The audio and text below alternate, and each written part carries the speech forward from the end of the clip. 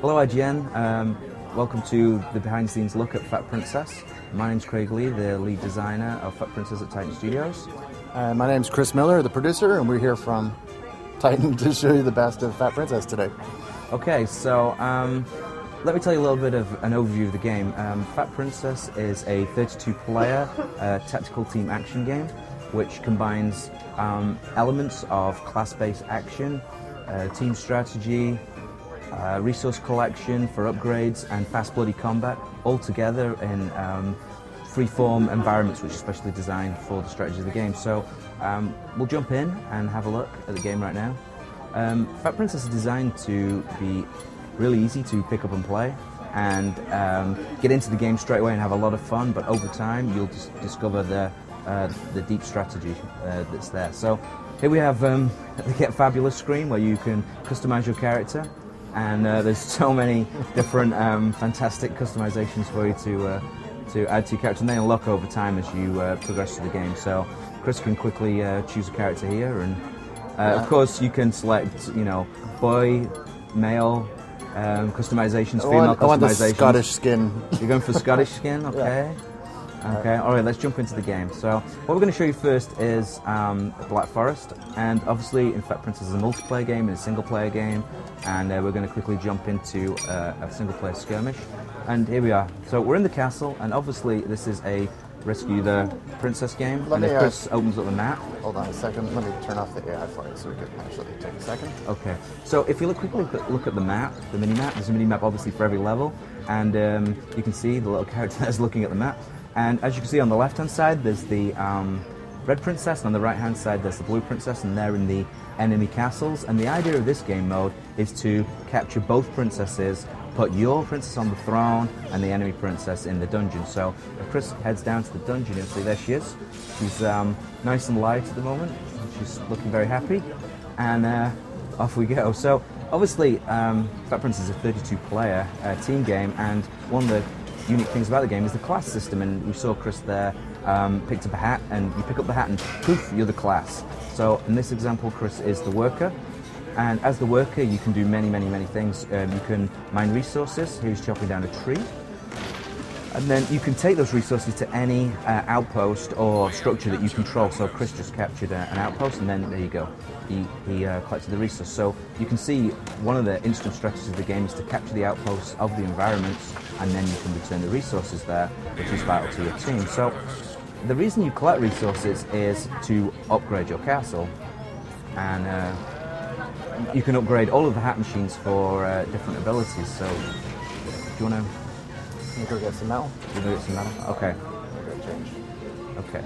So Chris just mined some wood, and now he's off to get some metal. Obviously, everything in Fat Princess is constructed of a combination of wood and metal.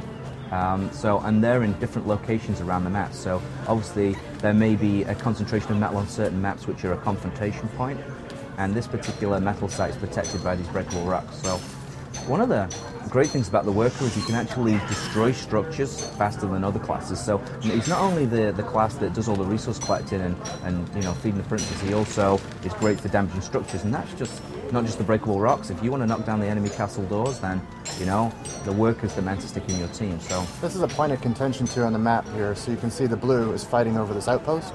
If I win this outpost right here, I can get my resources a lot quicker than the blue team. So now that I've captured it, I can toss in my resources. And you can see on the HUD on the top, there's 6 wood and 2 metal, and Chris will go into the castle shortly and upgrade something. So, okay, so I think that's a nice siren. So if you want to get a load of resources, Alright. Yeah. And we'll go into the castle and let's upgrade. So, you know, upgrade first. Let's upgrade the worker, to show a good example. So here we can see the AI is currently helping to build this worker hat machine, and when you upgrade the worker hat machine, the class is transformed.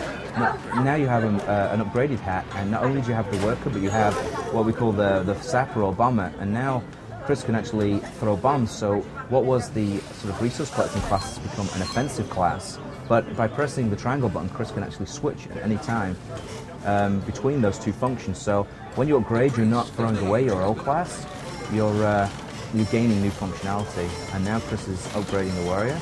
Crazy fast. Crazy fast. Okay, and then if you want to go back to the work here, you also see that some hat machines have new functions for the team, like here. We get bombs. Let's go blow some blue guys up. So, yeah, the work hat machine You have to be bombs. very careful when you have bombs, because if the enemy team has a mage, they can light the fuse on your bombs as well. Yeah, and ice mages put the fuse out, so there we go. And the bombs will blow up anybody. Into the water. Boom! Oh, jibs everywhere. Messy. Fail. Fail. Okay, so there you go. There's a respawn counter. So let's move on. I mean, we've shown the worker quickly, but let's move on to a more offensive class. Here's the warrior. If you want to go to a basic warrior, the cool thing about the basic warrior is he has a sword and shield, and he can block projectiles. That's fireballs, arrows. So he's a really cool class. He does a lot of damage, and with all the classes of Fat Princess, the control scheme is really simple, really easy to pick up and play. And with all classes, you can do a standard attack, but you can also do a charge attack. And in this case, the warrior's charge attack is actually a spin. And that's with all classes. They have a basic attack and a charge attack would be different things. So Chris is kicking butt here at the moment. Oh, he's taking a rest and healing, eating his cake and getting his health back. So you can do that at any time by resting. Now, the advanced warrior, he swaps out protection for DPS, for damage. He doesn't have his shield anymore, but he has this great charge of attack where he dashes forward and does a double attack. He's absolutely fantastic for destroying the enemy. Okay, we should quickly show some. Oh, big pool of blood. We should quickly show some other classes. One thing to note, is when you see a hat, they're not just hats. You know, in the castle, they're Chris changed into a ranger. Any hat, anywhere on the field, in any class, any team, you can switch. So if you see someone who's the class you want to be, chop them up and you can take that hat. So that's pretty cool too. So Chris is the ranger right now, and as before, he's got the fast arrows and he's got charged arrows.